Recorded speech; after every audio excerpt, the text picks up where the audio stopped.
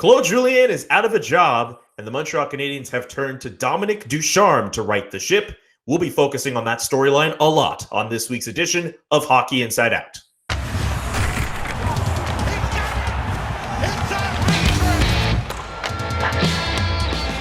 My name is Julian McKenzie, and joining me today, the usual suspects, Montreal Gazette columnist Stu Cowan, Jessica Rusnak of CBC Daybreak Montreal, and former Montreal Canadiens defenseman and NHL assistant coach Rick Green. Let's give the people what they want. Talk about Claude Julien. Wednesday morning was quite the eventful one with the firings of Claude Julien and, of course, assistant coach Kirk Muller. The final straw coming after the Canadiens lost to the Ottawa Senators on Tuesday night in a shootout. Panelists, what are your takeaways from the firings of Claude Julien and Kirk Muller? Well, listen, I don't think it comes at any real surprise. The bottom line in the game is you have to have your team playing. You have to have some success. You have to win some hockey games. When you're, only have won 2 games in their last 8, there's a lot of finger pointing, and, hearing some of the players talk about negativity is a bad thing. And obviously, Marc Bergevin decided that, listen, we don't want to take a chance of getting into a situation that we did last year with an extended, a loss record and, cause problems for maybe making playoffs. So it's part of the business. It's not easy, but, it comes with it. And like I said, you have to find ways. And of course, the way they started the year with such a hot record, they were doing so many things so well, and then all of a sudden things changed completely as far as their overall game. So there was obviously concern in what was being seen, and the results speak for themselves. It was not acceptable. So as Marc Bergevin says, we need a new voice, and hopefully that's going to, and usually it does when you make a coaching change. Now the onus comes back to the players, and there's no more finger pointing about the coach not giving this guy enough ice time and that.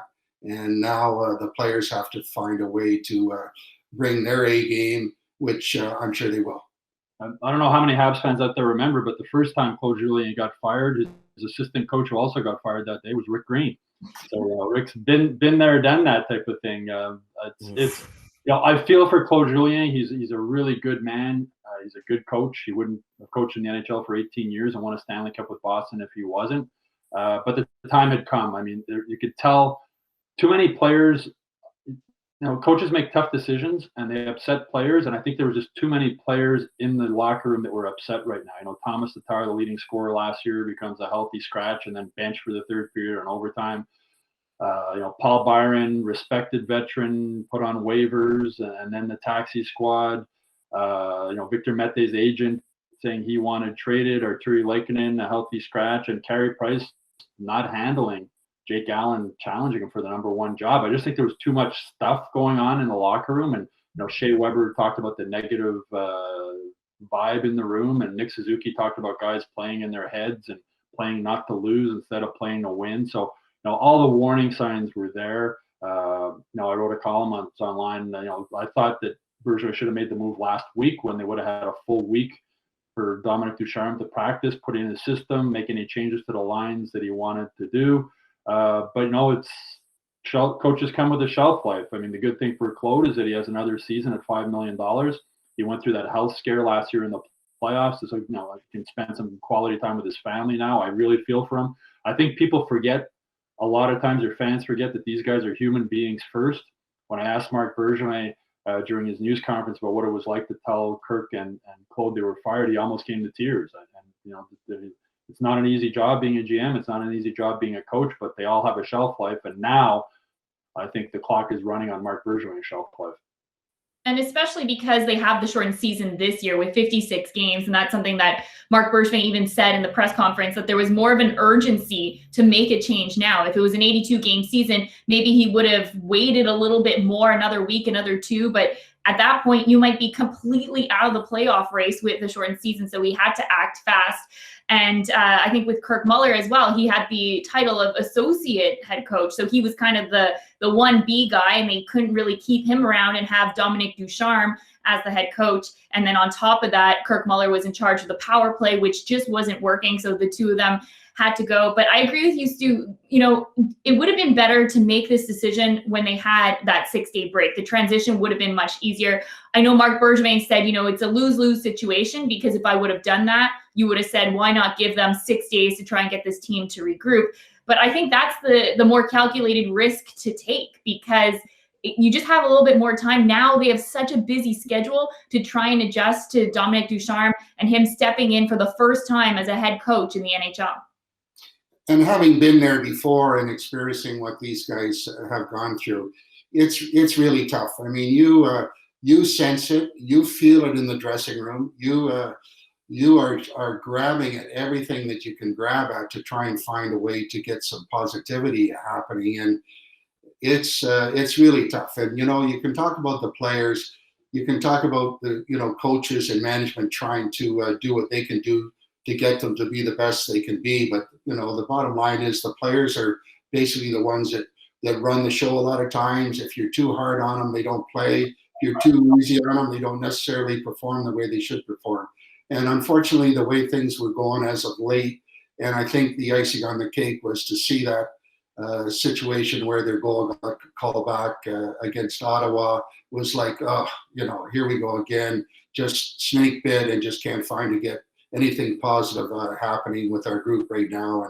And like I said before, it's a situation where upper management says, okay, it's time to change the direction, and we'll see where Ducharme goes with it. I mean, the Canadiens last season had no business being in the playoffs. They only got in because of COVID as the 24th seed. And I wonder if, that would have been the third year in a row they missed the playoffs 4 times in 5 years. I wonder if the season had finished and the Canadiens missed the playoffs, if Bergevin would have fired Claude Julien then and had a new coach coming into this season. I think the performance in the postseason gave Claude another life, another shot. And I think Bergevin wanted to give him a chance with the new guys he brought in. It worked at the beginning, but it wasn't working anymore. And they have a good team. They have some good players. Yes, they're not getting the results right now, but there's a lot of guys that can play better. And Dominic Ducharme is going to have a quick time in trying to bring in his ideas. And I don't know whether he's going to have major changes other than the pressure is going to be on the players to perform now. And I think they'll respond. And like I said, if they, get back to the way that they were playing the start of the year, which there's no reason why they can't, providing they get the goaltending, which is, I remember back when we struggled, Jose Theodore, unfortunately, was not getting it done for us, and we were like going, oh, this is not a good thing. And, you can go down the list of guys over the years, and they can come back to the goaltending as being the savior or the killer. And I'm not putting all the blame on goaltending, but they're part of it. And in order for the goaltender to become better, the guys in front of them have to do a much better job. You talk about soft goals, you talk about scoring chances against. The guys in front of them have to be better in firming up those critical scoring areas and allowing the goaltenders to make the save and get them through this tough run that they're in right now. Yeah, I'll say this: if Price doesn't play like a $10.5 million goalie, it's not going to really matter who's behind the bench. Yeah, not really. And one thing I'll say about Carey Price before we get to the next question here, that game against the Toronto Maple Leafs before that week-long break, I mean, I kind of looked at that game as perhaps a sign of good things to come for Carey Price. Now I wonder if the Canadiens had lost that game, if Marc Bergevin would have actually taken advantage of that week off and actually fired Claude Julien then. Let's talk about some of the players who could stand to benefit or potentially lose most with this coaching change. Panelists, I'm just curious from your vantage points, who do you think stands to benefit or stands to lose with Dominic Ducharme now at the helm?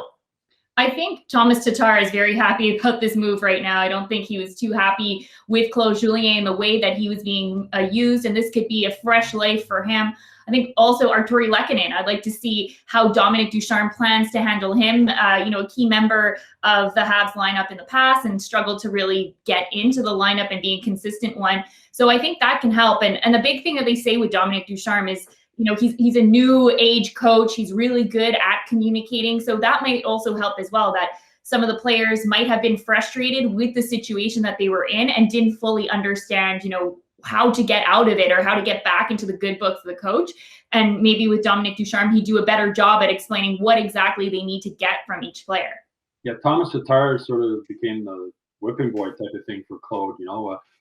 He wasn't playing great, but there were a lot of other guys weren't playing great. And Thomas Tatar is a proven goal scorer, 6 20-goal seasons in a row. I was surprised it took him out of the lineup when the team was struggling to score. I was surprised he was nailed to the bench the last 10 minutes of the overtime loss and the entire overtime against Ottawa. Here's a guy who can score goals.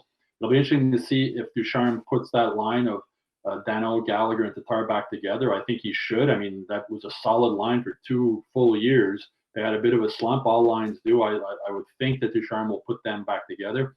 But the guy I think is going to help is Jonathan Drouin. A long history with Dominic Ducharme. Ducharme coached them in junior with Halifax. One of the issues with Claude is the top guys weren't happy with their ice time as he was rolling 4 lines. The top guys weren't getting top line minutes. I think Jonathan Drouin will now. It'll be up to him to take advantage of it. I mean, there'll be no excuses for Jonathan Drouin now with the coach who has a long history with him. And if he gets the ice time that he obviously would like to get.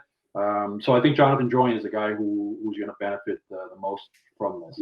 And I think the coaching change will, like we mentioned, Thomas Tatar.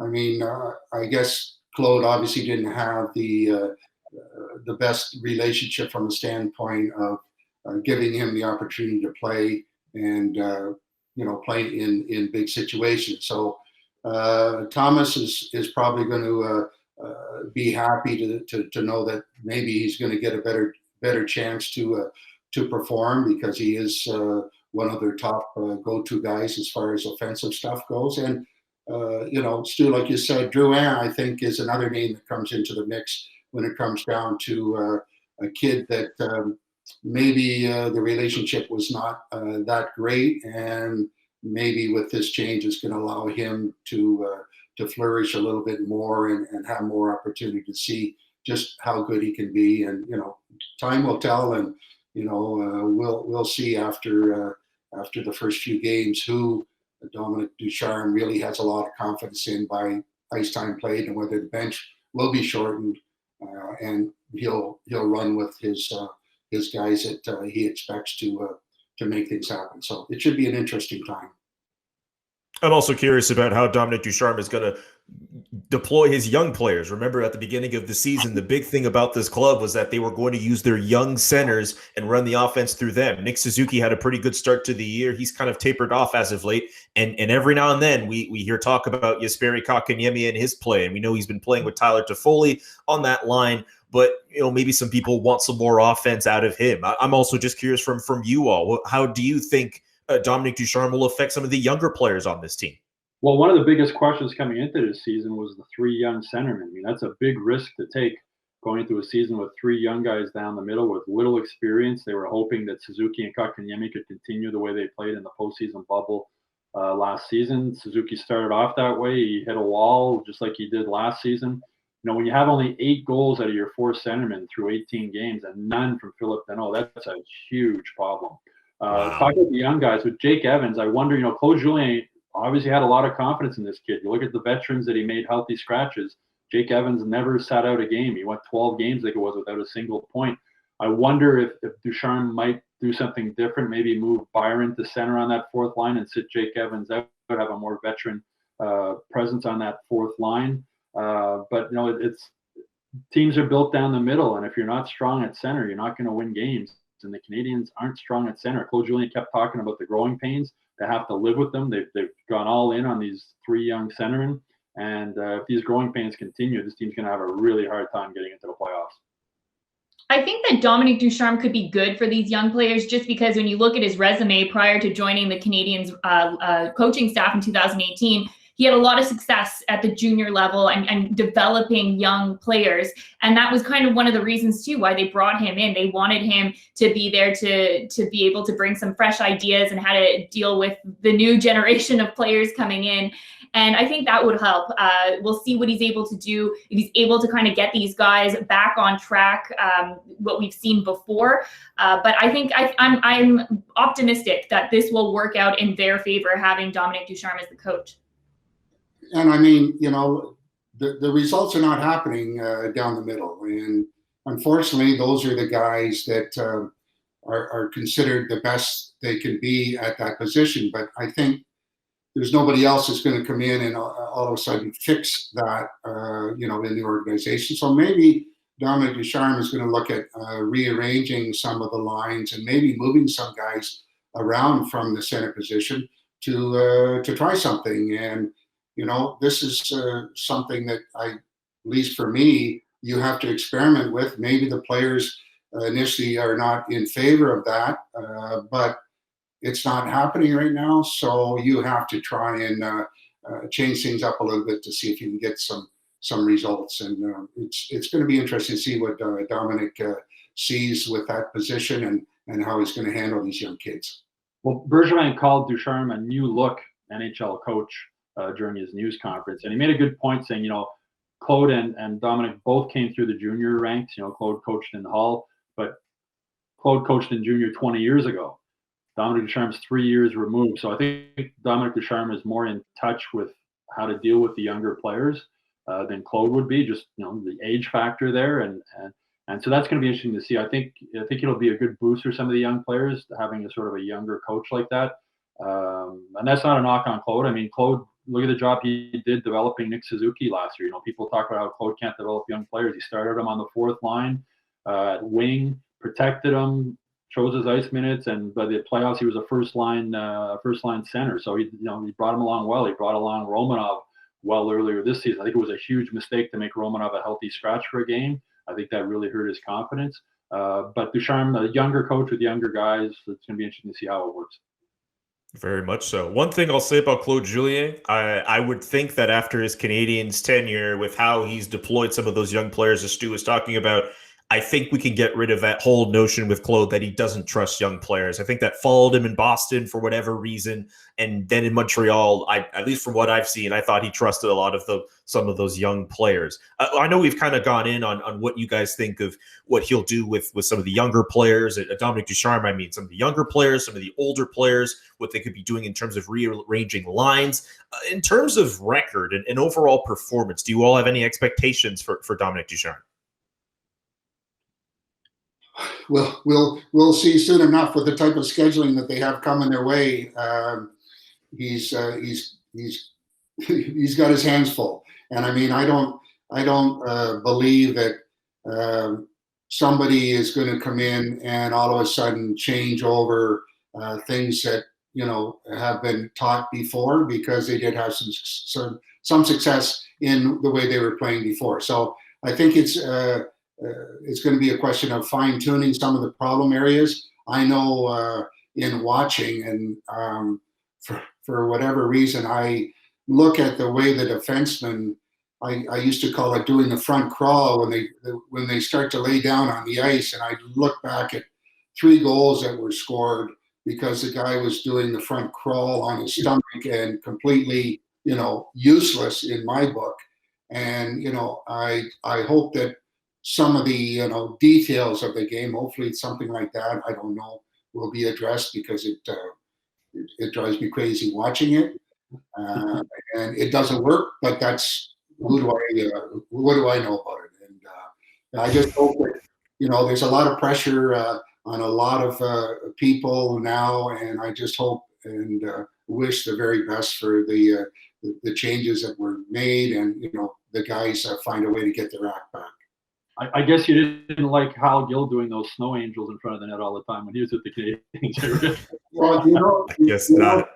I was never a teacher of that, because I always felt, first of all, like, for an example, the most recent goal, I think it was Sherratt that ended up doing the front crawl for no reason, because the guy was on his backhand, and basically he goes down and out, and if there's a play on the front of the net and there's a rebound, you're not going to be able to get it when you're swimming on your stomach.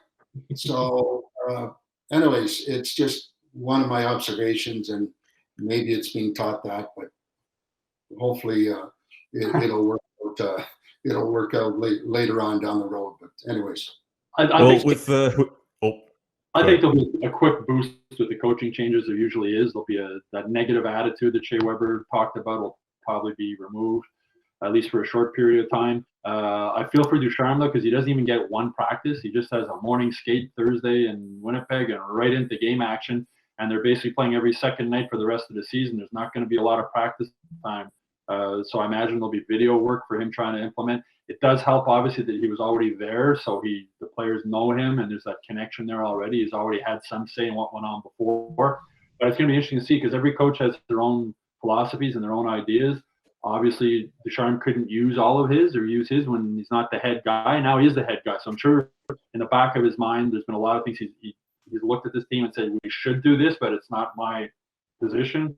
Now it is his position. So it's going to be interesting to see how things change.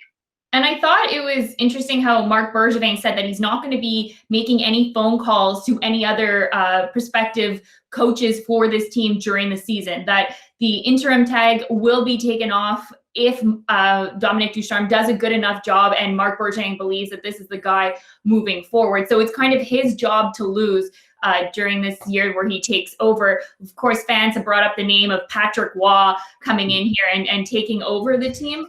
I don't know. I can't really see it there, but I think that Dominic Ducharme is kind of the one that fits the mold the best. Of course, here in Montreal, the coach has to be bilingual. He's been around the team for a while. He's 47 years old, so a little bit on the younger side when it comes to coaching. So I think that he has everything, in his favor in order to be the next full-time head coach of the Montreal Canadiens.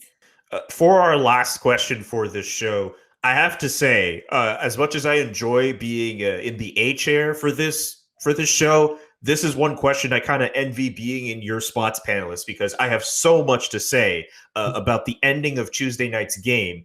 Had it not been for some contact in the crease that didn't allow Matt Murray to be reset, Brendan Gallagher would have very likely scored a game-winning goal with a little over 2 seconds left to play against the Ottawa Senators. And if anyone is looking at how I'm feeling about this and is saying, oh, well, there's the typical Habs bias from the guy who sometimes covers the team, I also felt that way about a Jesperi Kotkaniemi goal that was ruled good and then not good, about how confusing the whole thing was. So don't put any bias on me. And before I blow a gasket here, panelists, did the referees make the right call on Brendan Gallagher's disallowed buzzer beater goal against the Senators on Tuesday? My goodness, what a terrible call. Absolutely not. I mean, it's a shame to see some of the decisions that are coming down from the so-called experts, and the inconsistencies that you're seeing is just unacceptable. And I mean, if you look at, and everybody's seen it and rehashed it, I mean, Gallagher interfered initially, okay, but then the goalie able to reset and get ready for the incoming shot. And, they didn't obviously see it that way. And to me, it's wrong. It's a wrong call. And, it was just typical what was happening with the Canadiens of late. It just, something bad was going to happen. And that was just another bad situation that shouldn't have happened. And I think Gallagher was completely right after the game, saying that he wants consistency from this league, that they start the season off showing them an example of this is goaltender interference. And so you're like, okay, that's what it is. And then he goes out there, does something that's not what the example is that they've shown, and then they're saying it's goalie interference. Now, I have to wonder, Brendan Gallagher is known as a pest. Refs don't always give him the kind of calls that they would for other players. So does that have something to do with it being Brendan Gallagher? If it was another player, maybe they might have thought something different. But it's really frustrating, especially at that point. The Sens had no time to come back. It was a game-winning goal, and that would have been it. And it completely affected the way the goal had. And when Gallagher did bump Matt Murray, I think I had enough time to go in, make myself a sandwich, and sit back down before that shot was fired and in the back of the net. So there was enough time for him to reset. NHL video review is a joke. It's an embarrassment. The league should be embarrassed by their video review. Thank you. Say it louder for the people in the back. I don't care if you want to play going forward, Canadiens, whatever. Consistency. Say it louder. It is a friggin' joke. Yes. It's a friggin' joke. a previous review, reviewed it twice. The first review, they said it wasn't a goal, and the second goal, they said it was, or vice versa. How do you review the same play twice and come up with two different results? It is a joke. The review on the Gallagher goal might have cost Claude Julien his job. They should just get rid of review. I think the referees make fewer mistakes than the video review guys get. Just get rid of it and live with the mistakes the officials make on the ice. It is a joke. Brendan Gallagher had every reason to be as upset as he was. As he said, they showed the players' videos before the season about what was goalie interference, what wasn't. They showed goals exactly like that one and said it was a good goal, and that's why Gallagher was upset. So you're telling us it's good, but now you're telling us it's not good. What is it? Nobody knows. Every time they go to video review, just flip a coin. Nobody has any idea what they're going to rule, and there's no common sense in the video room. Like, common sense is out the window. In a league that wants more goals, every review for a goal, they look for every possible reason to say why it wasn't a goal instead of looking at why it was a goal. Same thing with headshots. They look at every possible reason why the player should not be suspended for a headshot instead of the reasons why he should. It is a friggin' joke. Get rid of video replay and live with the consequences. Gary Bettman should be embarrassed. This is more embarrassing than not knowing that the sun was going to come up in Lake Tahoe and melt the ice. And hopefully the NHL is going to realize that these type of inconsistencies are happening, and it's not for the better part of the game. There's a lot of things that are going on there and decisions that are made that are really unacceptable. And, you know, there's a lot of people losing faith in the system and those people that are making those calls. And I mean, if Brendan Gallagher interfered with the goalie, I don't know. I thought that would be a penalty. I think something that has been brought up before, that the refs should be available to the media after a game when it's a play like this to explain why they made the decision that they made, you know, because there's no review guys. Yeah, exactly. Anyone from the officiating staff to give an explanation the same way that the players have to be available to answer questions after the game. Maybe not every single night, but when there is a call that changes the game, they should be able to speak to the media and say why it was done that way. Imagine this Game 7 of the Stanley Cup final. The NHL's already had a joke when Brett Hull scored that Stanley Cup winning goal that shouldn't have been allowed because his toe was in the crease, and that was against the rules then. It's ridiculous. It's absolutely ridiculous. It's a clown show. And, you know, Jessica, that would be nice, but that will never happen. The NHL are going to protect their referees, you know, right to the end. They are not going to ever give any or show any sign of weakness in any of their people, which I understand. But when it gets to this point, it's not acceptable, and somebody has to be held accountable for the decision making, and it just can't go on like this. And as you said, it's not a case of us covering the Habs. If that had been a goal scored on the Habs and it was disallowed, I'd be just as outraged. It's ridiculous. A goal is a goal. Again, video review, look for why it should be a goal. Why not? Why it shouldn't be a goal every time? It's a joke. There's no common sense in the NHL video room.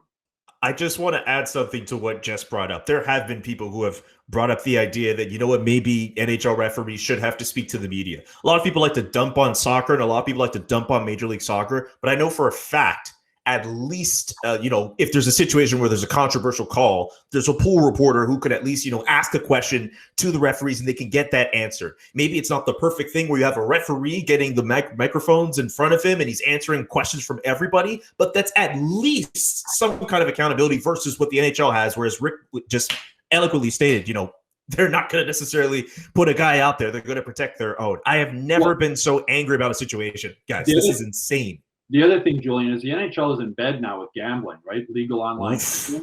They're in on that. So imagine if you had 10 grand on that game and you lost your money over that, you're never betting on the NHL again. And the NHL wants money from legal gambling. So they got to do something to fix this. Guys, I think that was very cathartic. I'm going to go make some tea. And I'm going to calm down because this was good. And thank you guys so much for doing this episode. Like every week, I'm going to try to be as calm as I can because I think I brought up a lot of pent up energy in the last few moments. So make a cup of tea for Brendan Gallagher too. Yeah, that's definitely a guy who could use some tea. So, I think a lot of people could use some tea after the events of the last few days. That's going to do it for this week's episode, everybody. If you have a question you'd like to see all of us answer, please add to the comments section below and visit hockeyinsideout.com to check out our full episode and join the discussion.